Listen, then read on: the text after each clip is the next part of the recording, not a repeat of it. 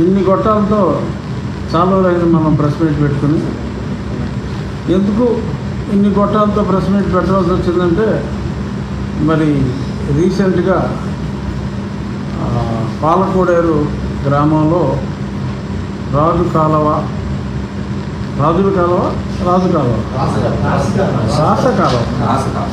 ఆ రాస కాలువ మీద ఉన్న ఆక్రమణల వలన అక్కడ కోడవిల్లి అనే గ్రామంలో వాళ్ళు వాటర్ శాంపుల్స్ అన్నీ తీసుకుని వచ్చి వాళ్ళు చూపెట్టిన శాంపుల్స్ కరెక్టా కాదా అని నేను కూడా ప్రత్యేకంగా వేరే మనుషుల్ని పంపి వాళ్ళ చెరువులోకి వెళ్ళే వాళ్ళ మంచినీటి చెరువులోకి ఈ కాలువ ద్వారా వెళ్ళే నీళ్ళని పరీక్షిస్తే అతి దారుణంగా ఆ వాటర్ క్వాలిటీ అనాలిసిస్ అనేది వచ్చింది.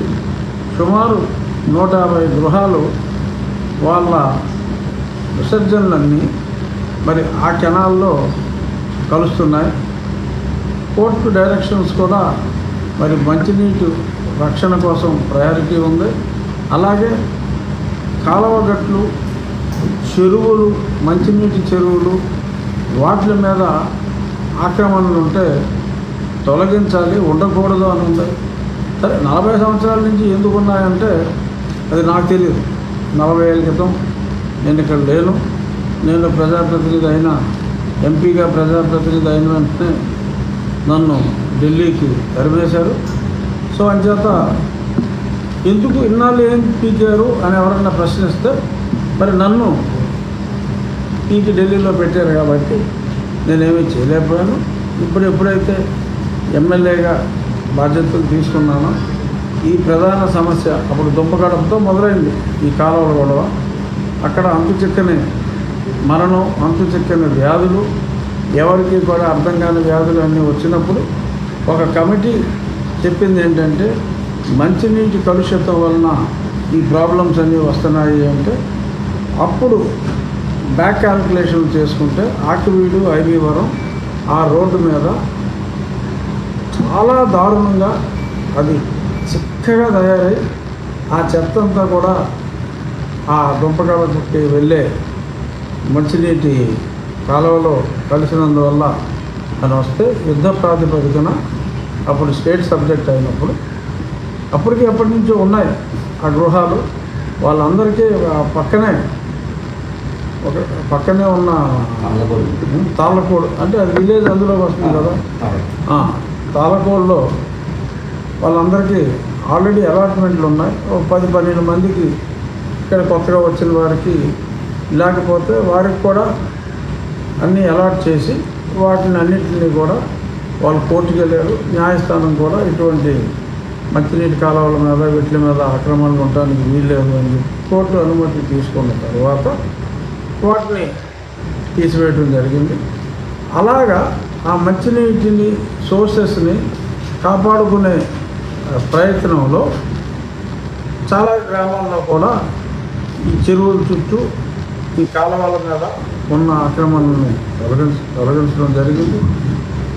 అలాగే ఆ ప్రాసెస్లో ఉండిలో కూడా కొన్ని తీసివేయడం జరిగింది.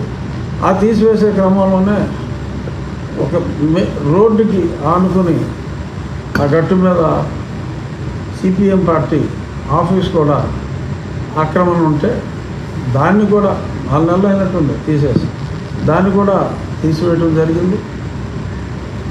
ఆ ప్రాసెస్లో ఆ పాలకోడేరు వాళ్ళకి కూడా నోటీసులు ఇచ్చిన తర్వాత అంచెలంచెలుగా వాళ్ళు కోర్టుకు వెళ్ళారు. ఏదైతే కోర్టు క్లియర్ చేసిందో అది ప్రొసీజర్ ఫాలో అయ్యి తీసివేయవచ్చని ఆ గృహాల మటుకే మొన్న తీసివేయడం జరిగింది. కోర్టు ఆర్డర్ని తూచా తప్పకుండా ఫాలో అయ్యి మిగిలినవి కూడా ఇంకా పెండింగ్లో ఉన్నాయి. వరుసగా 10-15 రోజులు.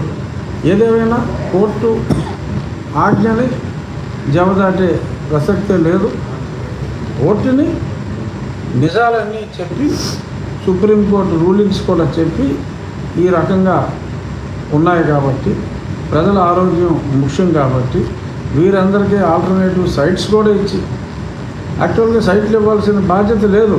అయినప్పటికీ కూడా ఒక ప్రజలందరి బాగోగులు చూడవలసిన బాధ్యత ప్రభుత్వం మీద ఉంది కాబట్టి ఆల్రెడీ సైట్లు ఇచ్చిన వాళ్ళు కాకుండా ఎవరైనా ఉంటే వాళ్ళకు కూడా సైట్లు ఇచ్చే కార్యక్రమం చేసి సైట్లు ఇచ్చిన తర్వాతే వాళ్ళకి లోన్ను శాంక్షన్ అష్యూరెన్స్ ఇచ్చి 2,90,000 రూపాయలు గ్రాంట్ ఇవ్వడం జరుగుతుంది. అది చేస్తున్నాం. ఈ ప్రాసెస్లో మొన్న కోర్టు అనుమతి వచ్చిన తర్వాత సుమారు ఒక 50 గృహాలు తీసివేసిన తర్వాత శ్రీనివాసరావు గారు, ఆయన ఎవరో నాకు ముందు తెలియదు, సబ్సిక్వెంట్గా ఆయన కమ్యూనిస్ట్ పార్టీ మార్క్సిస్ట్ రాష్ట్ర కార్యదర్శి అని చెప్పి గతంలో రాఘవాల్ గారు ఇక పెద్దోళ్ళు చేసిన పోస్ట్ అదని చెప్పి ఆయన వచ్చారట. ఆయన వచ్చి ఖబర్దార్ అని ఒక వార్నింగు, అయినా నువ్వు రుణాలు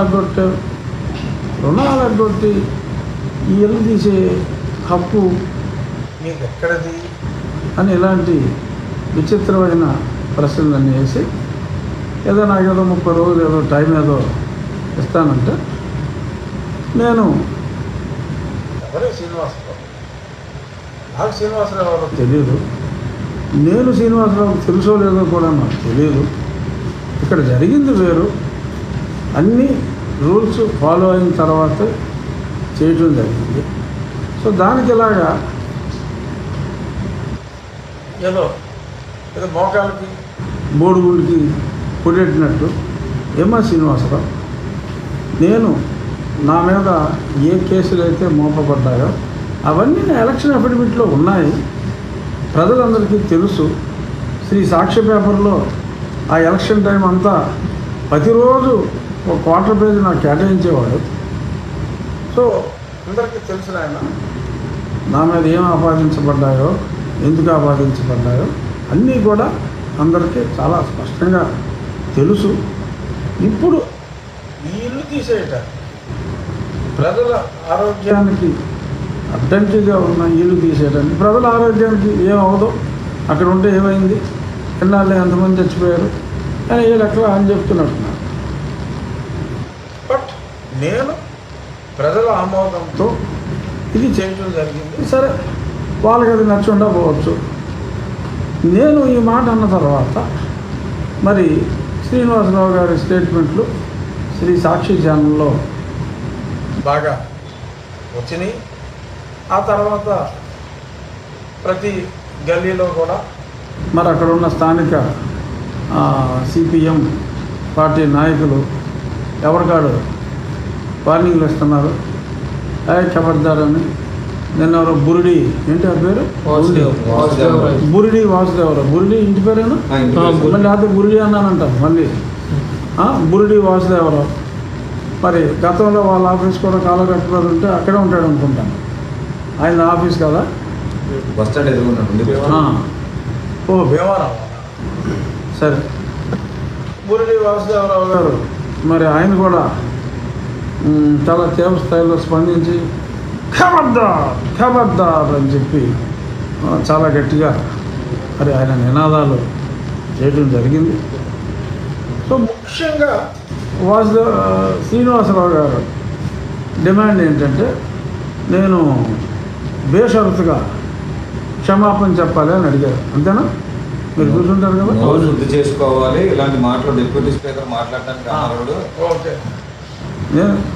ఓకే, నోరు శుద్ధి చేసుకోవాలి అన్నా. బేషరతుగా క్షమాపణ కూడా అడిగారు కదా,